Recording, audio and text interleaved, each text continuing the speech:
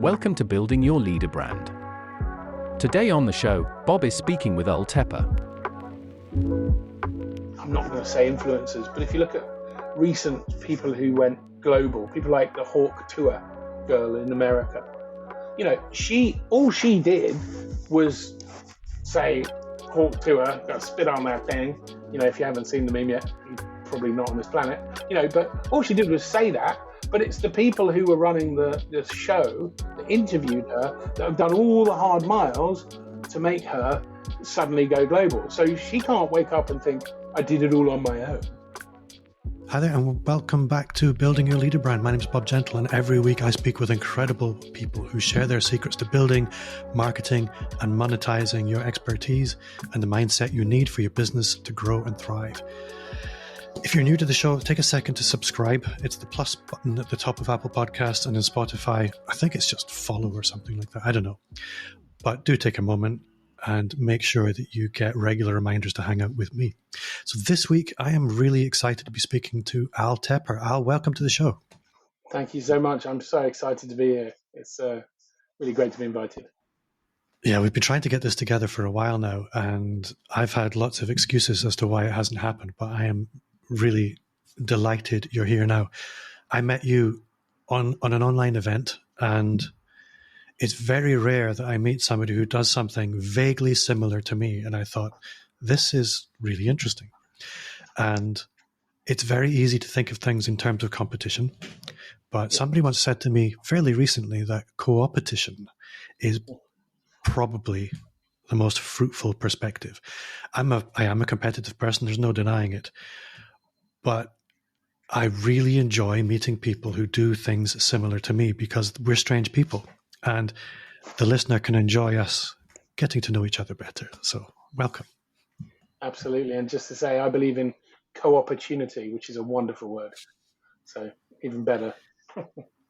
So for the listener who's meeting you for the first time, can you maybe just start by telling us a little bit about who you are, where you are, and what it is you actually do? Certainly. So my name is Tepper. I run Tepfu. We're a marketing strategy and coaching business. I am based in Hertfordshire, just north of London, and I've been in marketing since, officially 1998. I'm still learning. Marketing is constantly changing. And what I really do fundamentally is make marketing simple for large organizations, 6, 7, 8-figure organizations, by being a fractional marketing leader and helping often be the first marketing shot they've ever fired in the business. So helping them define strategy, build the team, and then create the cadence and the rhythm. And at the other end of the spectrum, I run the Lazy Marketing Academy, which from a very low cost, sort of under a tenner a day type thing, helps small businesses, gives them the same access to the same knowledge and the same insights without the larger consulting fees attached. But mostly what I do is I have fun. I love working with the clients I've got. I'm very grateful. And, if you can't have fun doing what you do, anyone out there, if you're in business and you're not enjoying it, there's an opportunity to make it better, I would say. I think one of the things I find that I have, I only really work with one kind of person these days. So there's a lot of what you described there that I don't do. And one of the things that always frustrated me, particularly with these businesses that are on the cusp of moving from tiny business to small to medium-sized business, is that they almost resent marketing. Is this something you find quite often? Well, unfortunately, yeah, it's an unregulated industry, isn't it, Bob? And, sadly, that means it's full of cowboys and shysters, and people need to do their diligence before they get involved with a marketeer because, we're good at marketing ourselves. Salespeople are good at selling themselves. Marketing people are good at marketing themselves. So do your homework. Ask to speak to a few clients. I actually don't offer references. I go further than that. I point people to all of my LinkedIn recommendations, which I think is over 125 now. And I just say, I'm not going to prep these people. You just pick one at random, get in touch with them and ask them whether I'm a good bloke and whether I know what I'm doing and whether I can help. So that way, I'm not sending you to my favorite mates who are going to obviously say nice things about me. People have to, if you're in business and you're not doing diligence on stuff before you're spending money, I don't think that's a good strategy. So, people do come at marketing having been burned fairly often, and I find myself cleaning up a lot of messes. Hmm. I actually, and no disrespect to any customers out there or prospective customers, but if you've been burned a lot of times, sometimes it's not just the marketeer as well. Sometimes the business owner's head just isn't in the right place to fix and solidify and move forward with one thing. Lots of entrepreneurs are brilliant ideas and they have a new idea every day, but you can't market that. You need to market stability. And so often if a prospect approaches me and they haven't quite solidified their business model and business plan, if I don't know what they're selling, I can't really market it. And so, it's not just all do the diligence on the marketer. Sometimes, people, business owners will always blame the marketer. Always. They'll very rarely own it themselves. So first of all, do your diligence and then look in the mirror and ask you what went wrong the previous X times. And could you have done something differently? And if Yeah. you ask those questions, you'll probably get a good result the next time you get into marketing. I like the idea of marketing stability, and I think this is something that I want to take a step back at and explore a bit more. When we're taught marketing, and this for the listener, this is in danger of sounding like a marketing podcast. It kind of isn't, but it kind of is. When you go to marketing school, which anybody in marketing, they teach you the 5 Ps. The very first one of which I think is product. And if you haven't solidified what that product is, everything that follows is going to be very challenging. And my audience is typically people in the expert space. And this is something you'll recognize, that if a lot of experts have not solidified what that product is, in the sense that you could walk into a shop, recognize the product on the shelf that you want, and say, that's the one I want. It's almost too consultative. Yeah, and I think you used the right word there. Everyone in business that is listening to this, it's not about how awesome you are and the service you offer. Productize. Productize, productize, productize. If you cannot ship a product, and it can be a digital product, a virtual product, a service product, a real product, whatever, but you've got to be shipping something. Because if you're not shipping something, how can you ship more of it? So that stability is fundamental, I think. Yeah, and it's very, very difficult to scale that consultative process if there isn't a clearly identifiable offer. Absolutely. You've got to package it up. And the challenge with that is that, especially in the expert space, especially in the consulting space, they're far too cerebral to, oh, no, I'm not in retail. Oh, no, I don't have a product. It's almost like it's beneath them. No, that's where your customer is, and if you want to be apart from your customer, that's your choice. But my advice is no, be where the customer is, because you've got a much better chance of actually winning their business, as opposed to if you're at the top of a mountain, sort of shouting down the mountain at them. I often talk about this mountain. The customer's at the bottom of the mountain. You may have climbed it 20 years ago. You may be the best Sherpa in town. They don't care, because they can't even see the top of the mountain, let alone hear what you're shouting. You've got to go down the mountain, hold their hand, and take them up the mountain. That's how it works. So humility in consulting is really important. You really have to get down and dirty and get to where the customer is, not where you are, not where you want them to be. And if you can't do that, I think you'll struggle. I think alongside, and not to stretch your analogy, but making it clear to the customer that this is a mountain that's worth climbing. Well, yeah, absolutely. That's the value gap, right? Where are you? Where do you want to be? If you're trying to get there, you've got to start here. And if we go back to Ada, everyone wants action, but it starts with attention. It starts with the first segment of Ada. And if you can't get people's attention, well, you're not going to have anyone to qualify the interest. You're not going to have anyone to test the desire, and you're not going to get any action. But everyone wants action now, without the AID before. It doesn't work. Yeah, and then attention is very difficult to convert if that productization hasn't been effectively done. If it's not stable, you'll end up serving people and not making any money. And I've seen that. So for the listener, this is hopefully very clarifying, because attention is quite easy. And I think a lot of the time marketers get hired because people want more attention, because they want to see this people moving from the attention, interest, desire, action. But if the productization hasn't been effectively done, there's just friction the whole way through.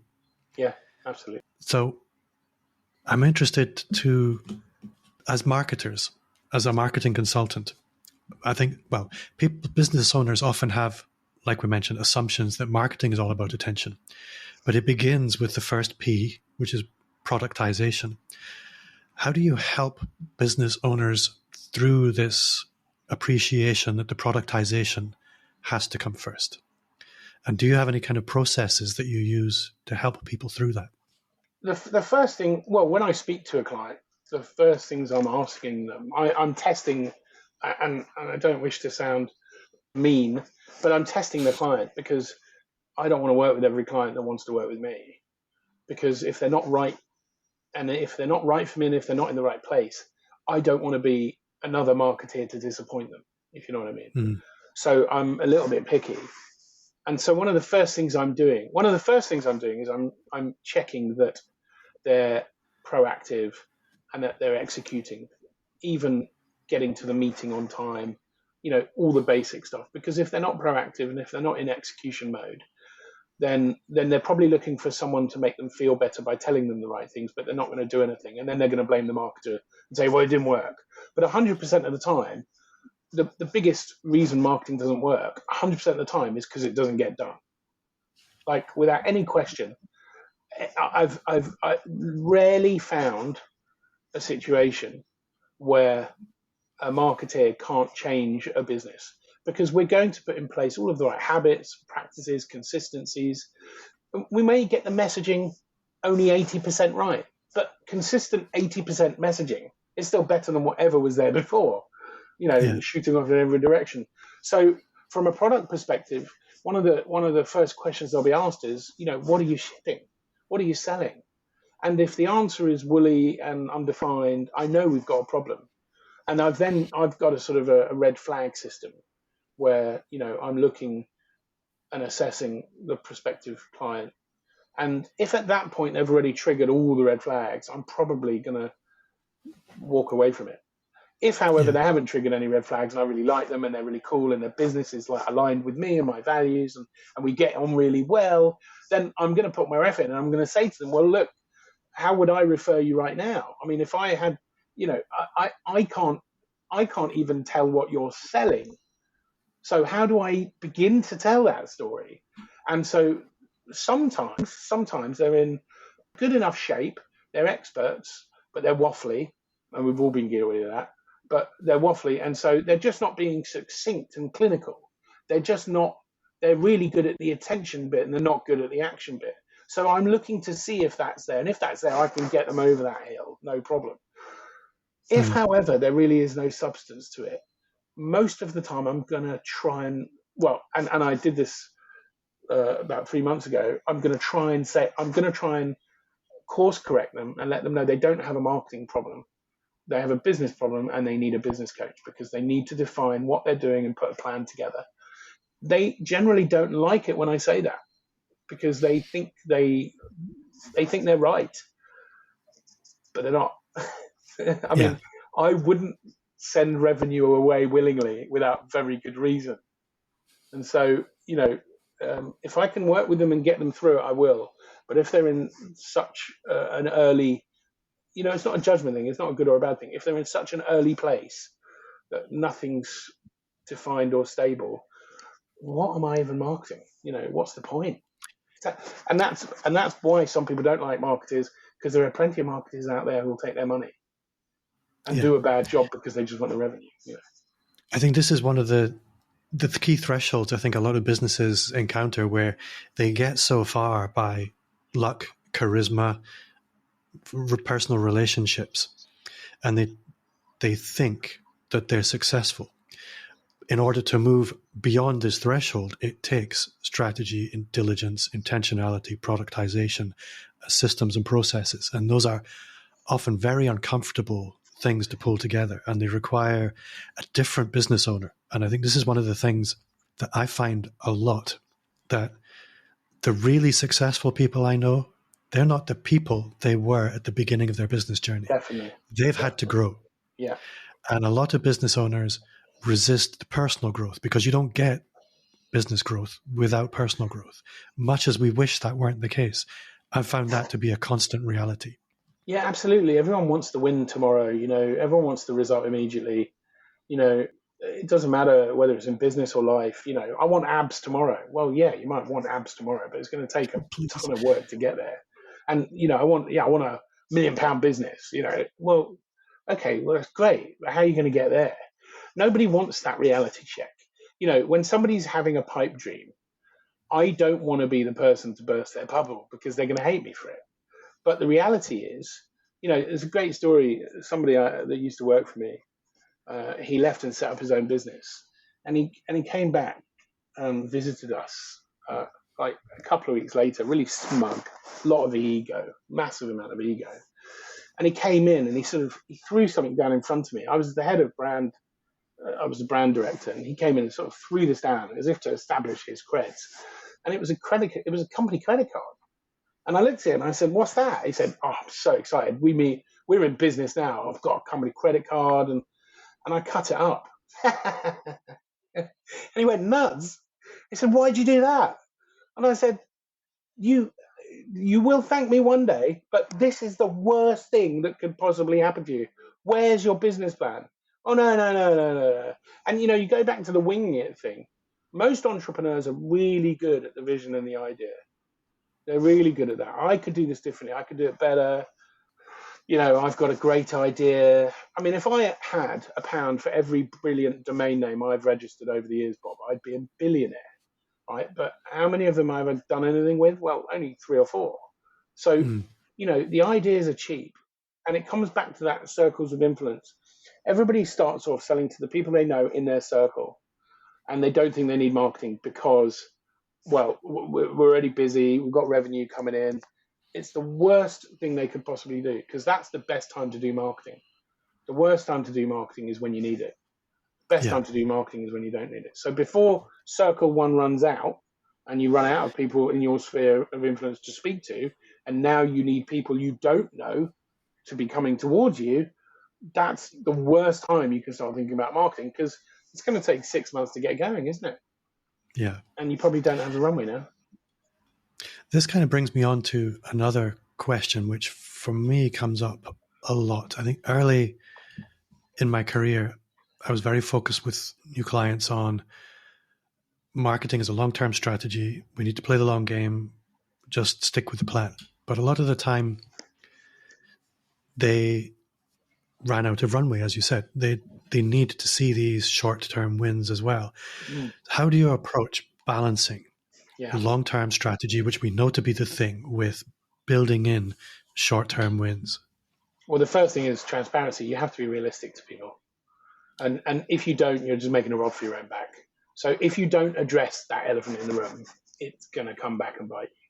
So the first thing I'm going to be doing with the client is saying, right, there are some quick wins, some easy commercial opportunities, some things we can definitely get done in the next 4 to 12 weeks without any question. And then there's the 4 to 52 weeks longer term view, and the objectives there are different. They're more long lasting. They're probably deeper. They'll take longer to see the shoots emerging through the snow, But that first quarter, what are the quick wins? What do they look like? How do we know when we've got them? Because that's buying us. That's effectively building a longer runway. Otherwise, what happens is it's one and done, isn't it? It's one quarter. They haven't ruled the world and created $1 million business. They're blaming you because, well, you're the marketer and you haven't. They're not more famous than Stephen Bartlett now, and I mean, you've got to reality check it. It's the kindest thing you can do to your client, actually, because it's true, because it's real. I don't know. there's a famous saying, it takes decades to become an overnight success. Yeah. And it's totally, utterly true. There is not a single influencer I'm familiar with that either didn't spend a fortune and not tell the truth, or that just went global overnight without something else going on. Yeah. And even if you look at recent, I'm not going to say influencers, but if you look at recent people who went global, people like the Hawk Tour girl in America, all she did was say Hawk Tour, got spit on that thing. If you haven't seen the meme yet, you're probably not on this planet. But all she did was say that. But it's the people who were running the show that interviewed her that have done all the hard miles to make her suddenly go global. So she can't wake up and think, I did it all on my own, because she didn't. And nobody does. So you've got to put the miles in. There's just no shortcut. After 30 years nearly in this business, I can tell you there's no shortcut. Anyone selling you a silver bullet, run as fast as you can. Oh, So I for the guess video listeners, if you put your thumb up, that's what happens. I swear, for the audio listeners, you'll have seen nothing. For the video viewers, I stick my thumb up, and for some reason, my Mac started doing bizarre things, and I cannot. That was me thinking you were agreeing with me. I mean, I was very happy. Well, I was anyway. So another hot button topic, I think, for a lot of entrepreneurs is lead generation. And lead generation comes in all different kinds of forms. This is essentially the fruits of marketing. What's marketing for? Is to generate leads. Yeah. And a lot of the time, I think business owners, myself included, wish those leads would just essentially be sales inquiries. Wouldn't that be lovely if a lead was just a sales inquiry? Yeah. It's not so. No.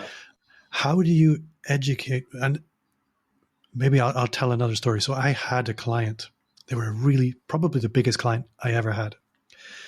They were multinational company, tens of millions of turnover. No, that's underplaying it. They were like super big. But their sales team didn't actually proactively sell anything. They took orders. And if you know anything about online lead generation, it's a lot of the times not about generating orders. It's about generating relationships. Yeah. And I'm interested to know how you approach this hot button topic of what should happen once you've been successful, what success in marketing actually looks like, and what is the responsibility of sales, and whose responsibility is that? Oh, I love that. I've often had many debates on this topic. Marketing comes before sales in the dictionary, and it comes before sales in real life. And the best CMOs I know and the best chief sales officers I know, and I'm talking blue chip level, like serious players globally, they'll all admit that sales is a function. It's a part of marketing. It's not any other way around, and it can't be, because sales is the final third. It's the final mile. Now there may be pre-sales, there may be biz dev. That journey may be multi-phased, but marketing is defined as how you go to market. And the smartest salespeople know that their place is with marketing. They're a part of it, and if they try and separate themselves, it always fails, always backfires. So the first part of the question was, how do you know when you've succeeded? Because what I call the buzz factor is high. There's two states that businesses exist in. They're either cold and shivering, like penguins going around in a circle to keep warm, and they're just meeting their fellow business owners, and they're all huddling together and trying to find whatever scrap of warmth they can from the one new person that's in the room. I'm thinking back to my early years in business, and I absolutely recognize that. Oh yeah, it's horrible. That horrible cold. Oh, won't somebody? I'm here. Hello, anybody? You're out on your own. You are literally in the sort of the North Pole, stranded, and no one's around you, and you're shivering, and there's no fire. The opposite state is, it's like the opening to Club Tropicana. It's like you're arriving at a party and there's a buzz, and the party's for you, and everybody, and there's people talking to you, and there's stuff coming in, and emails, and social, and there's only two states. It's on or off. You're either cold or you're warm. When you're warm, you'll know because you wake up and there's leads, there's prospects, there's sales in your inbox. They're happening. If you can get it to the point where it's happening without you, that's mint. Because if that's the holy grail, because you can't scale you all the time. But you really, I wake up almost, I would say, I'm not going to say 100% of every day, delighted at what I see in my inbox. People taking lead magnets, people signing up for stuff, people asking me questions, wanting more information, customers setting up the Go cardless so that they can come on board. That's for me how you're doing the right things. If that's not happening, then you might be busy, but you might be busy doing a lot of the wrong things. And there's so many wrong things out there. I mean, there's a multitude of people selling solutions. And by the way, I'm a big believer in organic. That doesn't mean I don't believe in paid, but paid very rarely succeeds before organic does. And the reason for that is that paid ultimately is going to do the same testing, and it's got to work out what works in paid the same way that organic has to work out what works organically. The difference is you're paying a lot more for it because the perception is it's accelerated. It's not always the case, not even close. If it was, I'd recommend paid. Forget organic, go paid. The reality is people buy from people. It all comes back to relationships. And if you think you can run your business without building relationships, you are absolutely bananas. Absolutely bananas. I absolutely echo this. I think one of the things that I've found after nearly 300 of these conversations with some of the biggest business owners in the world is they will all tell me opportunity comes through one of four doors. It comes through ads, it comes through content, it comes through relationships and networking, or it comes through, what's the fourth one? Active outbound sales activity. Yeah. And the most successful business owners, they have all four of those doors working for them. But the things that will take them from one level to another, doesn't matter who you are, it's going to be relationships. Yeah. Always. 100%. Because they're what stand the test of time. And that's also the best word of mouth as well. The best, the best testimonials, the best social proof, the best building champions, the best loyalty. You can't buy that stuff. There's no shortcut to that stuff. There's shortcuts on the other stuff. I remember when I was working for other people in corporate, we did a lot of work with big ad agencies. And in big ad agencies, there's three key media: paid, owned, and earned. So it's POE. Paid media, obviously it's paid.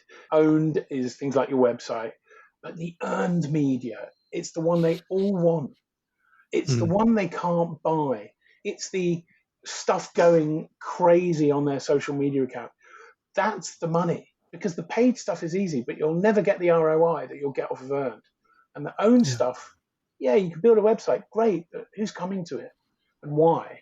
So it's the earned that everybody craves, and that's the best place to focus, because that's why content marketing works, because it will keep on giving. It never expires. The problem with ads is they stop running at a certain point and you don't get anything. There's no what I call persistent reward. With content, there's a persistent reward. I still get comments on LinkedIn posts from 3 years ago. I mean, how nuts is that? I don't even know how that content surfaces, but it does. And so I get engagement from it because I've put so much out, hopefully most of it of value. And that there's no shortcut to that. And you can scale it. And ChatGPT and AI is interesting around scaling and content. And I think actually, bold prediction, the death of content is nigh, really, because in 5 years' time, everyone will be pumping out, 100 articles a day, 100 pieces of content a day, like Alex or Mosey, and we'll all be sick and tired of content. It'll all be AI generated. It'll all be fed back in on itself. And I think the era of content will decline, which is fascinating, because what comes after that, Well, I have a perspective on this, because I think that really signals the beginning of the era of courage and genuine personality. Right. Brilliant. Because if the playing field in terms of creating content, data essentially is leveled. What's left is charisma and connection. And you know, the word that we haven't said there yet is authenticity, right? Yeah. But I would even say, and I said this about 4 years ago, authenticity is dying as well. But I know what's coming next, and you're absolutely right. There's a better word for it. Authenticity is dying because any idiot can say they're authentic and not mean it. It's not a noun. It's a verb. It's not what you say. It's what you are. It's what you do. And so we're starting to approach the age of service. Yes. Where actually you can't blag that you care. You either care or you don't. There's no middle ground there. You know, if you want proof, try and not care on Valentine's Day for your partner, and try and care for your partner. It's black and white. There's no middle ground there. You don't half care or half not care, and that's the point. Service is definitely the future. I think it's a really good place to leave this section of the podcast. It's been a really good conversation. I've learned so much, but I want to move into the next section, which for the listeners is new. If you haven't come across it before, we used to end the show with me asking one really simple question. I'm not doing it anymore. I'm doing this instead because I want this to be more actionable. And this, I think it's only the fourth time we've done this. But so far it's been a lot of fun. So it's where I invite you to share 3 things that people can take action on today. It can be anything. It can be a book, mental model, tool, tactic, doesn't matter. So you've had a little bit of time to prepare. You didn't get the note. So you haven't had as much time as some people get, but you're a smart, creative guy. What have you got? I've got a tool, I've got a book, and I've got a mental model to share with people. The tool is quite astounding. I'm working with a coach at the moment, a men's coach. And one of the things he's shown me is, honestly, it blew my mind. So if you've got an iPhone, I'm sure it works on Android as well. But if you've got an iPhone, what you can do, I can't show you because obviously this is audio, but if you go to if you pull down and search and type in the search, it'll bring up a variable called color filters. So I just type in COL, C-O-L, and it brings up color filters. And if you flick that tab, you can set your screen to be grayscale. Now, this is massive because all of and I have mine on grayscale 99% of the time. And the reason is this. He said to me, his new baby, if there's an iPad across the room, the baby can't take their eyes off the iPad. But the minute you make the iPad grayscale, the baby doesn't even notice it because it makes it no longer a distraction because we are evolutionarily developed to look for color. We live in a technicolor world, after all. So black and white doesn't really interest us. So that's the first thing. It's a massive productivity tool. I used to get sucked into my iPhone 20 times a day. I couldn't care about it at all now. It's there. It's a tool. It sits on my desk. It's really black and white, and it's just a piece of metal and glass. So that's the first thing. Free yourself from the shackles of your iPhone. Go on. Well, what I was going to say is, as marketers, not a lot of people appreciate this, but we probably operate in one of the most toxic environments on earth. Everything wants our attention. Yeah. Yeah. Psychologically, it's a hazardous environment. Oh, yeah. And it's a very, very difficult environment to be productive in. It's almost impossible. Oh, yeah. And if you ask most marketers, what's your biggest challenge? My biggest challenge is attention and time. Yeah, so the phone has a lot to answer for as a result. Did you know the reason why notification bubbles, where it tells you you've got 4 million emails, do you know why it's red? It's red because the social media companies have identified that in our evolutionary history, we loved picking berries. And so they're like little berries, and it's like we're collecting the little berries. How nuts is that? I mean, I'm not sure if it's true, but it makes total sense. So we've got to get off that psychological train, definitely. Yeah, there's a really good video on Netflix about social media. I can't remember exactly what it's called, but it basically boils down to most of us are product. Our attention is a product. Absolutely. If you're getting something for free, you're the meat in the sandwich, 100%. And that I remember that from the early days when freemium first came out, when freemium was a strategy. Absolutely, you're the product, 100%. Unless you're buying it, you're being sold one way or another.